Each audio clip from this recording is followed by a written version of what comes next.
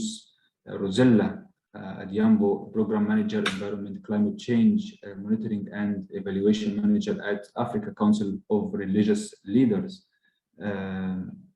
Religions of Peace from Kenya. She's one of our important partners in Kenya and East Africa.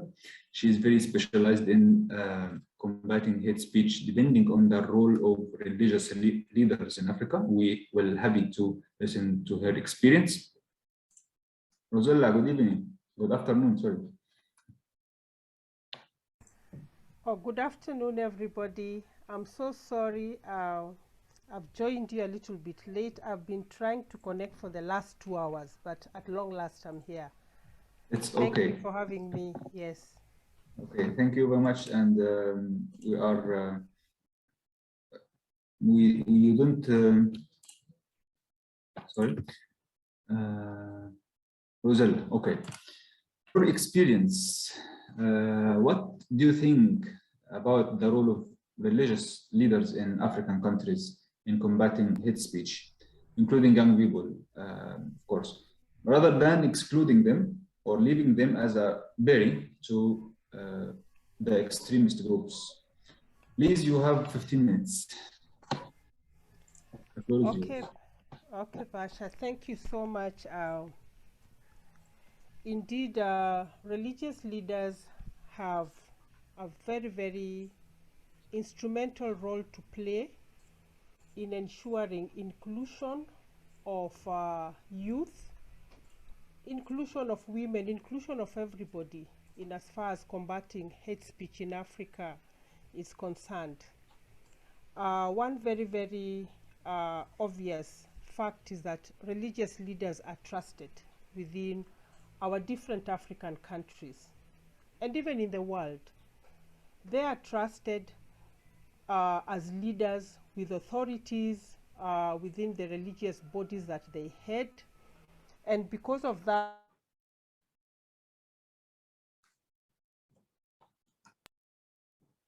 they actually manage. Africa is considered as the most religious in the world.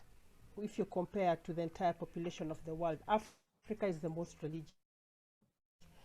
And we have an advantage that we are also the most youthful population, because almost 60% of the population of Africa is under the age of 25 years old.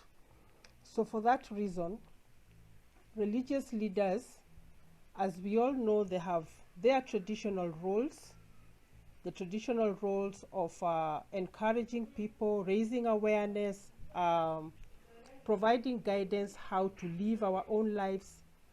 Religious leaders help us in appreciating our own different faiths and religion, and also provide guides within those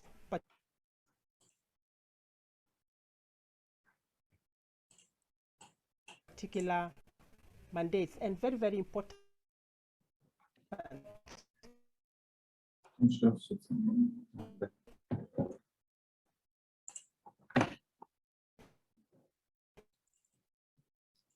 includes value. I think there is a problem in the connection. Rozilla, morals please. around how we relate with one another. So being very the most respected and trusted figures within our communities,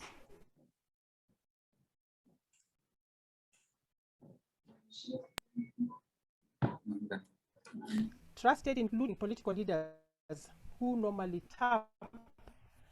reach out to the religious leaders, have a big role in shaping our attitudes. Can you hear me? Yes, but I think there is a problem in the connection. And Okay, by the way, I'm sharing the screen for your PowerPoint presentation. Which slide should I go to? Okay, let's begin from the first one, because I was just still giving an overview introduction. Yeah, just begin with the first one. The second one, sorry, Basha. The second one. This one? I can't see it clearly. Yeah, but I can't see it clearly. I don't think other participants can see it. I'm not sure. Yes, thank you. Thank you. Welcome. Yeah, so my first slide was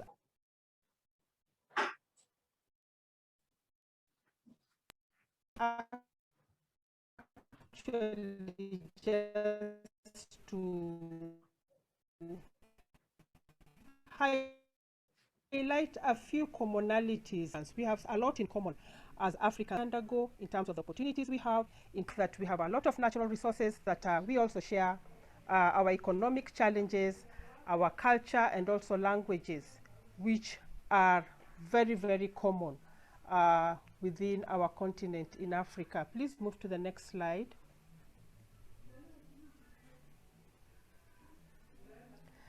And this is a statement that I lifted from Tijani Mohamed Bande, the President of UN General Assembly, during an event in Morocco in 2020.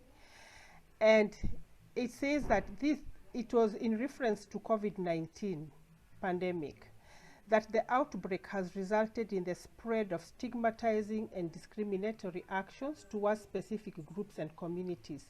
We must remember that the threat and enemy is the virus, not the people or countries or their religions. As I logged in, I found one of the young people actually highlighting very well around what hate speech is and how it is manifesting within our community. And from this particular statement, what we need to pick out here is the fact that we must always remember as Africa to focus on the threat and the enemy. For example, in this case, Tijani was referring to the virus. So it's not about the people. It's not about discriminating or stigmatizing other people. And we see a lot of the hate speech that has been circulating in the social media. People divert from the focus of the issue. We have our own issues as Africans. And if we would focus on those particular issues, it will help in scaling down this hate speech and building more stable communities. And that is a role religious leaders, please move to the next slide. That is a role that religious leaders have to always help us remain on focus, particularly based on our faith, on our traditions, on upholding our values, because that is what translates into a stable and more solid as a community. Please move to the next slide. I think I've touched a bit on that. Just scroll, Pasha. This one? Right. Yes, this one. So this is about African Council for Religious Leaders, Religions for Peace, where I work. What the religious leaders are doing within SCRL, which is a continental expression of Religions for Peace, we have formed 32 interfaith networks in Africa. And in each of these interfaith Africa, in the 32 African countries, they also have structures where they have the women of faith structure and the youth of faith. This is with an aim of ensuring inclusion of women and youth in combating or addressing issues around hate speech, issues around building peace, issues around addressing conflicts, so that we have more stable African countries within our environments. And this they do using an interfaith approach, because remember I mentioned at the beginning that Africa is generally the most religious in the world. And for this reason, everybody, or quite a high number of population of people, ascribe to a given religion. So when interfaith or different faiths come together, it enriches, you know, these values, and it is easier to speak with one voice and one voice to be able to push for positive change or positive communication. So the role of these religious leaders is mobilizing religious leaders to contribute towards sustainable development through building peace, human integral development, environment, and institutional strengthening. And this is integrated with a lot of capacity building, creating relevant linkages with both local bodies, institutions, and even international organizations, particularly to address issues affecting Africa. And for this particular reason, the hate speech that we have seen, please move to the next slide. The hate speech that we have seen presenting itself especially during this COVID-19 era. Just move to the next slide. So this is a brief contextual analysis that we did as SCRL, and it says that within Sub-Africa, we have 42 million unique mobile subscribers with 43% penetration rate. And in 2020, this number actually increased, and that makes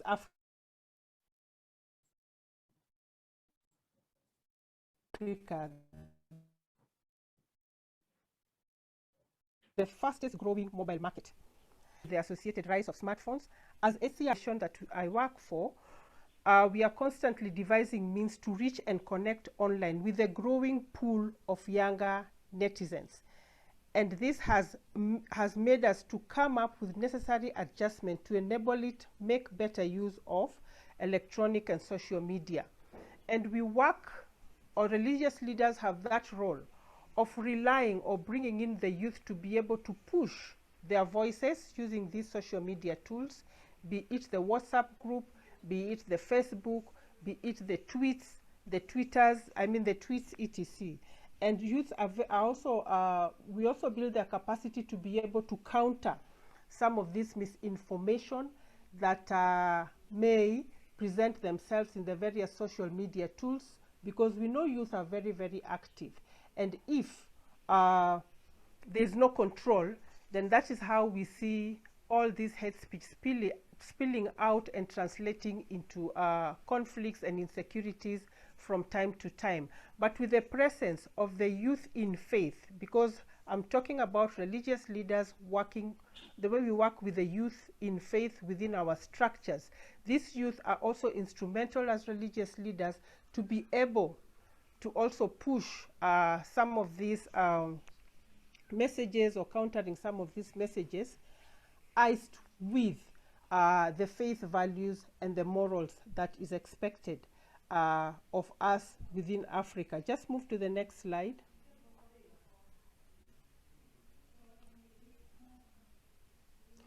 So religious leaders have been popularizing the concept of shared well-being, where everybody sees everybody as equal and everybody as deserving, and for that reason being humane to one another as a process of building harmony in Africa. And we have even come up with a toolkit for positive peace and train religious leaders on it, so that they can cascade this training to their congregations.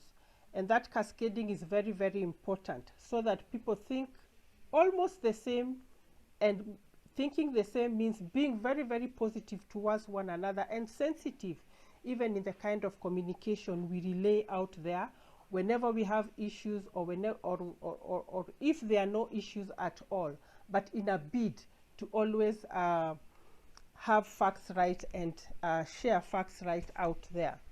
We have one of our projects, we work with UNICEF, for example, and through UNICEF we have had our youth being trained to use the U report, which is a free device allowing youth to engage very, very openly, to also be in a position to engage with technical experts, get factual information, so that when they're engaging in the social media, they are able to detect a potential hate speech that they can counter with the right information, or the right factual information, given the fact that they are able to also operate within that space of the U report. Just move to the next.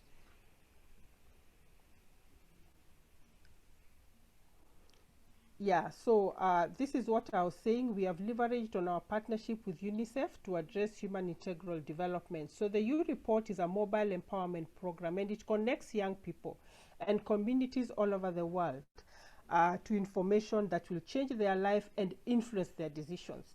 And once that happens, they are also able to share the same, or to pass on the same influence to the others.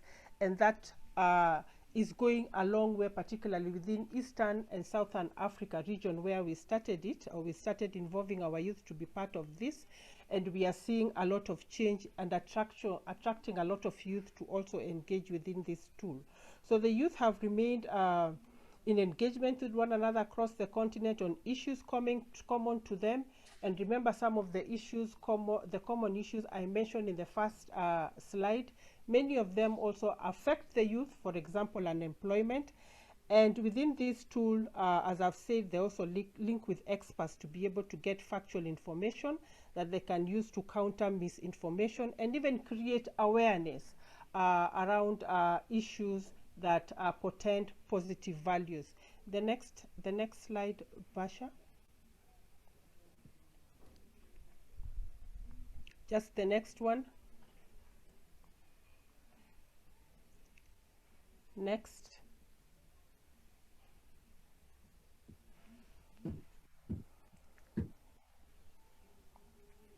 Yeah, so this is this one I was able to get this information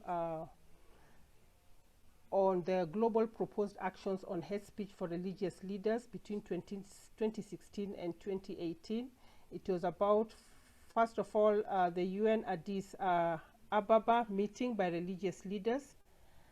And this particular meeting was called by the UN in Ethiopia, where religious leaders met together, and they were able to come up with recommendations such as technology as being very useful to be used also by religious leaders because it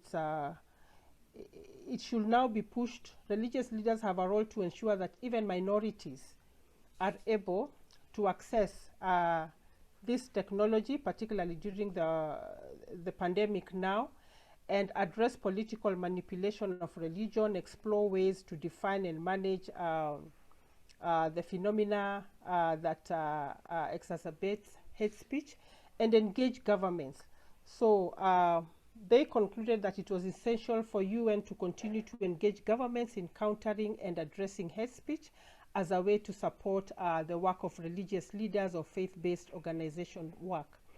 Another meeting was held in October 2020, the G20, known as the G20 religious leaders and institutions, and it included interreligious bodies engaging with international and national policy makers to counter hate speech.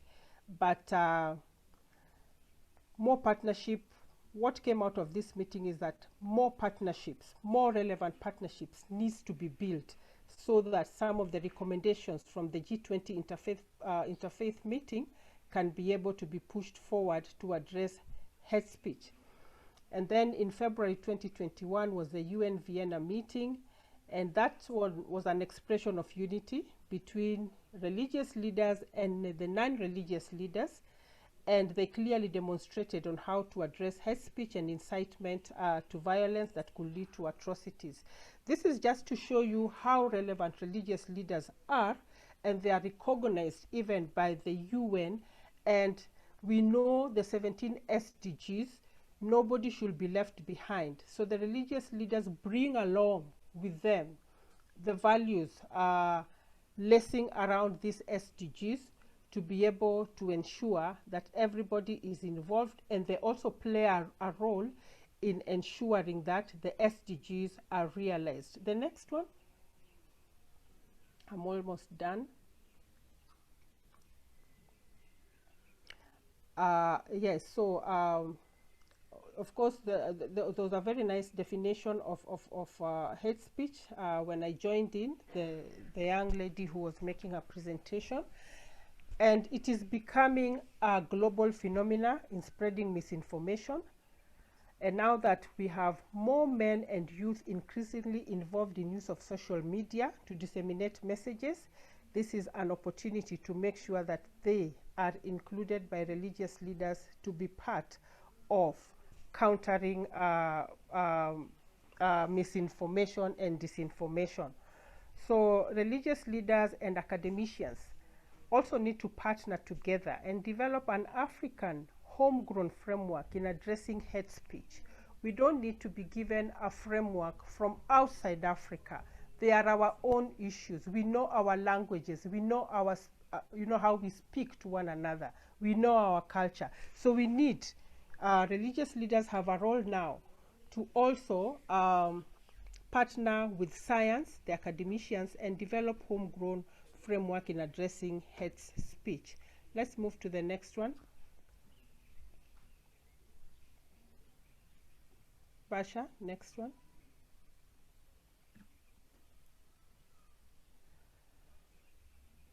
Yeah, so, okay. I don't know which one is this, but these are just explanations or examples of the impact of hate speech that we have been able to see within our African continent. We've seen what happened in Kenya in 2007. We saw what happened in Rwanda, and all these actually are indicators of, or are just a to show or to demonstrate the impact of hate speech in a country, because it affects everybody. And we've seen countries trying to put in place various measures. The next slide. Countries have come up with legal measures. The next slide, Pasha. Countries have come up with different measures. Some have come with legal measures to be able to address hate speech. We know in South Africa, they passed a law related with that. Commissions have been formed to even reconcile people. It's more expensive to come up with commissions to reconcile people. So the best way to minimize such expenses is to ensure that we counter this misinformation, or we counter hate speech before it becomes too expensive for a country. So religious leaders continuously need to remain equipped, particularly the youth and women, with the conflict resolution skills to promote positive peace, and get involved in advocacy efforts to develop mechanisms to prevent and counter hate speech, misuse of religion, and violent extremism in Africa by developing and implementing a counter hate speech framework specifically for religious leaders. And many religious leaders are working on this, and particularly within our organization, I know we are doing it. It is also important that religious leaders convene platforms with an interfaith face, intergenerational dialogue also with the young people, so that together they can come up with agreed upon or joint actions to counter misuse of religion, with the nexus lying in the values and the teachings of the various faiths. Next slide.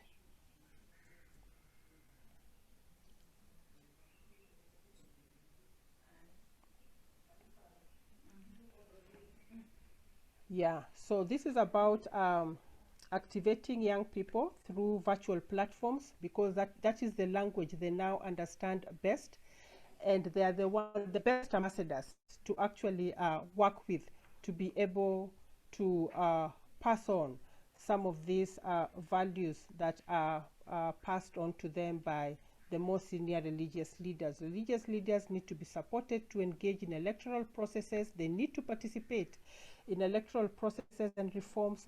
They need to be trained as election observers across Africa, so that they go there with skills on what they are observing, and that can make them be able to detect possibilities of hate speech emanating within a country during elections, and block that before it goes very far. And of course, through that training, they can be able also to map out fragile areas or hotspot countries. Also, they have a role in developing joint statements with clear commitments, priorities assigned to all stakeholders, including religious leaders themselves, to prevent hate speech, and come up with very clear monitoring systems to measure progress and to measure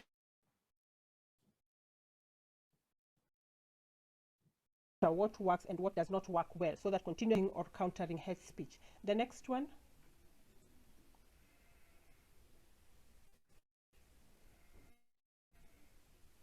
Pasha? I've already Okay. built this. Yeah, so this is just finally also, these are just possible recommendations. Also engaging the social media companies that is not very visible, because this should be for the purpose to use their platforms for the good, so that they also help in blocking or in addressing or in countering some of this misinformation. It's not just about having the numbers or many people ascribing to a given social media company or social media tool, but they also need to demonstrate responsibility, and religious leaders need to reach out to them and make this very, very kind of clear to them. The next one.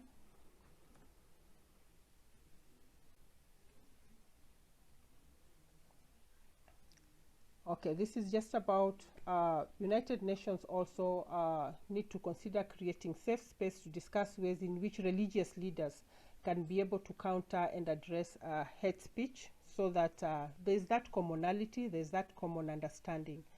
The next one.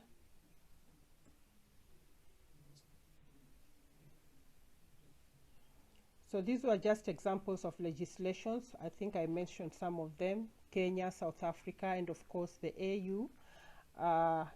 In fact, during the formation of the AU, it was very clear that the AU was going to be keen on ending impunity and promoting justice and reconciliation in Africa as one of its objectives. So even for the legislations African countries are coming up with, they need to identify very, very closely with the human rights institutions and the conventions within the various constitutive instruments within the AU.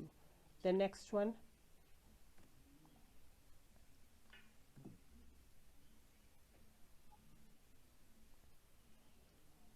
The next one, Basha. So I end it there. Thank you. Yes. Thank you very much, dear Rozilla, for your important and yes, important. I don't find any other expression that describe your presentation, because it's very important. I already took a lot of notes, maybe more than 10 notes from your presentation. Thank you very much. You tackled the need for a role of the religious leaders in Africa, and I think the ACRL is a very good, is a great platform working on the same field that we are discussing today, and I think it's a role model for any other NGO that wants to work on combating hate speech. I think the ACRL is a very role model for them. Thank you very much, Rozilla. She is with us. Rozilla, unmute yourself. Yes. Okay. If you hear me, after your presentation about the role of religious leaders in Africa, how can we evaluate the role of them in the, at least for the is the internet connection, but come again, please. Okay. After your presentation about the role of African religious leaders, how can we evaluate their role, especially in the past 10 years? What are the challenges and what are the opportunities that we can work on and build on after today's webinar?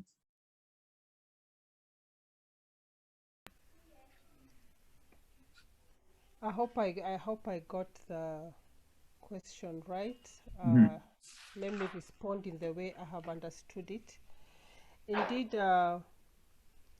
first of all, religious leaders are present in Africa. They are everywhere.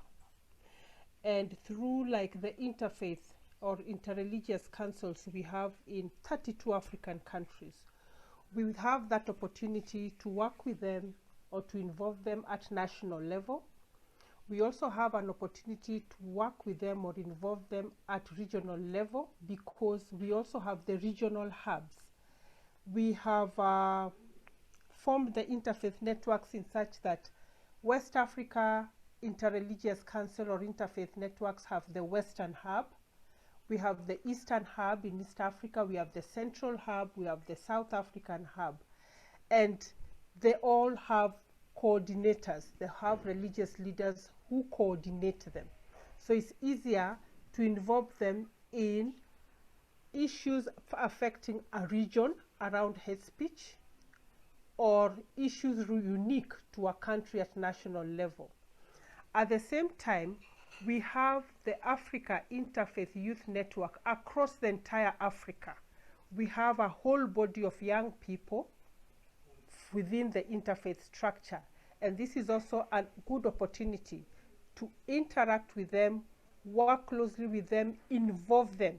And I assure you they can play a very, very instrumental role in pushing forward positive messages and helping to counter hate speech. And when all this happens, capacity building needs to be more continuous. So when we evaluate like what the religious leaders have done in the past, they have done a lot, and that is why even you realize that as COVID-19 appeared within our environments, governments ran to the religious leaders. Why? Because they are trusted, because the congregations, the large congregations that they man, will be able to easily listen to them.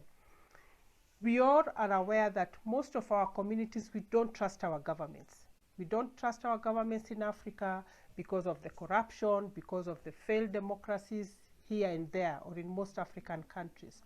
So for that reason, even when governments were coming up with COVID-19 measures for the citizens to follow and trying to explain to them about what this COVID virus is, it was not easy for citizens to trust.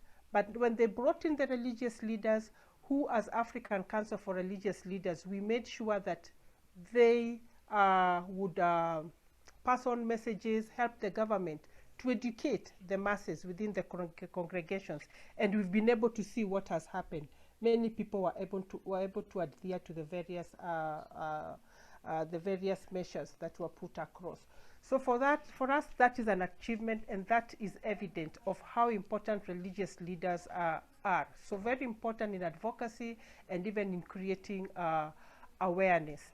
Challenges are there because we are also aware sometimes we have religious conflicts, intra-religious conflicts, and from time to time that is still being addressed, and we need, like what Monica was sharing, we need, you know, more working together as stakeholders, more safe spaces where people can be able to talk, be it the religious leaders, be it the women, be it the youth, to be able to express what they think is right for them in the way that they do it within the African setup, and together build up a common voice to be able to ensure that we alleviate hatred among our citizens and work together as Africa that is united. Thank you, Basha. Thank you very much. Thank you very much, Rozilla, for intervention. Thank you.